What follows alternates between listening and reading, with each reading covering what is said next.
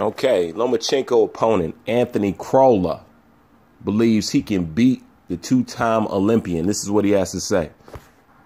CROLLA has been studying tape on Lomachenko and noticed that the two-time Olympic gold medal winner has been tagged a lot more in recent fights with Jose Pedraza and Linares. I'm not over here for the experience. I'm going to shock the world. I believe I can do it. I know how tough it's going to be, but I believe I can do it. Camp's been brutal at times, but that's the way it should be. I'm looking forward to flying out of there, CROLLA said. His last few fights, he has been hit more than what we have seen throughout his career. I've got to take something from those two performances, what both Linares and Jose Pedraza did, but at the same time, I'm a very different fighter to them. I think what I've got to do is to beat Loma, is to not let him dictate the pace. I've got to fight him my own fight, and not the fight that Lomachenko wants me to fight, which he's so good at making his opponents do. What he does is tire fighters out. You've seen how Alexander Usyk did it with Tony Bellew. You're constantly thinking, and you're constantly thinking makes you tired. Physically, I'm in the best shape I've ever been in, and that is the way it should be. I've got a good notice of the fight, one of the best fights on the planet, but it's going to come down to more than just being a fit lad. To become one of the biggest upsets in boxing history, that's huge. Huge motivations for me. So many fighters would love this chance. I've earned this chance. I'll give it absolutely everything to go over there and rip those belts off him. I mean, all that shit sound good, but nobody's putting any stock in that. Man, don't nobody believe you, man.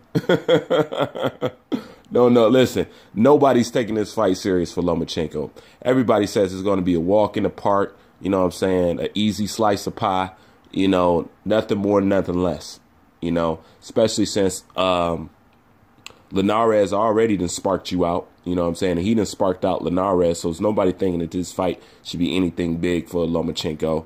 This is not challenging Lomachenko, or is it pushing his legacy any more forward?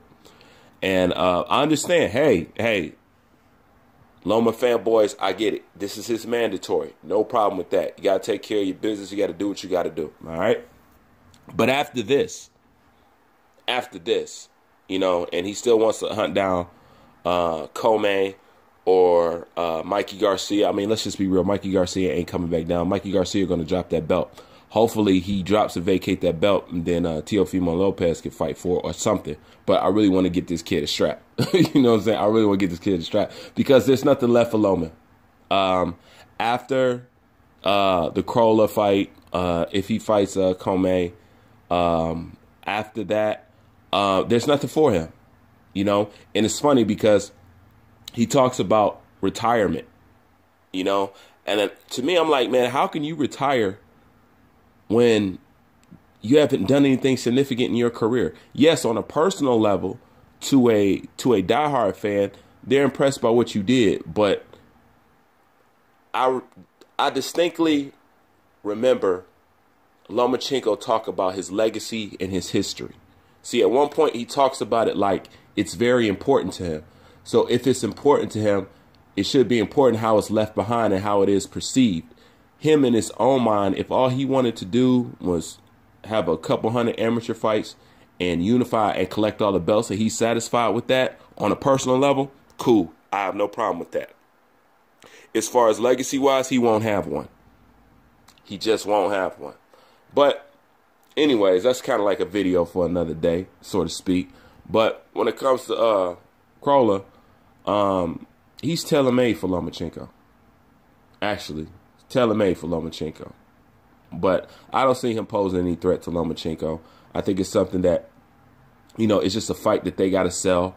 And they know it doesn't look good because even Bob Arum just did an article saying, you know, well, they shoved this CROLLA fight up our ass.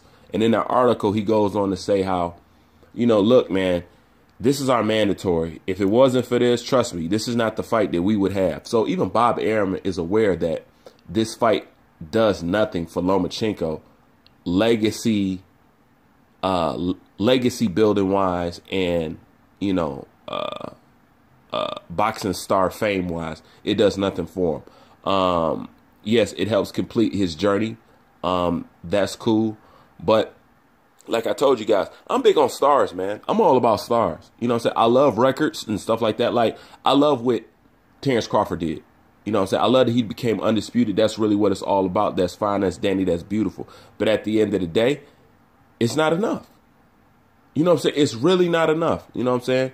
It's really not enough because people don't, casuals don't value being undisputed and cleaning out the weight divisions like we do. You know, and since we are a casual driven sport, man, you're going to have to give it up, man. You're going to have to give us, you're going to have to feed those people. You know what I'm saying? Just like the people in the Coliseum, they want to see blood. You know what I'm saying? It's no different from right now. We want to see a tough, good, hard scrap. We want to see you dig. We want to see you challenge. We want to see you knock out and get off your feet. That's why people love Andre Ward's victory over Sergey Kovalev so much. That's why people like Anthony Joshua's victory over Vladimir Klitschko so much, because you got to see them in a vulnerable spot in real time, and you got to watch them dig themselves out of hell. You know what I'm saying? That's what's impressive, regardless of what people want to feel about Andre Ward and the Kovalev fight. At the end of the day, you got to admit, you know, what Dre did, you really don't see no more in boxing. Dudes really don't dig like that no more, man. You know what I'm saying? They all doing the Charles Martin route. Well, it's just better, safe for me to just stay down. Just go home, collect my check. I'm good. You know what I'm saying? Like that kind of thing. But when you dig like that, man, people appreciate that. And when you give a good performance, there is no losing. There is no losing. Like, Mikey Garcia lost that fight, right? But I guarantee you it doesn't feel like a regular loss to him. I guarantee you, I bet you someone it still feels like a victory. Still. So when you giving your all and you digging deep and you giving your best and you get out there and fight the best and you give the people a good performance, people give you a pass on that loss and say, man, you gave me a good ass fucking fight. You know what I'm saying? Your stock does not drop, it actually rises. And some of these fighters out here, they would be better fighters if they take a loss. Straight up. They would actually be better fighters if they take a loss.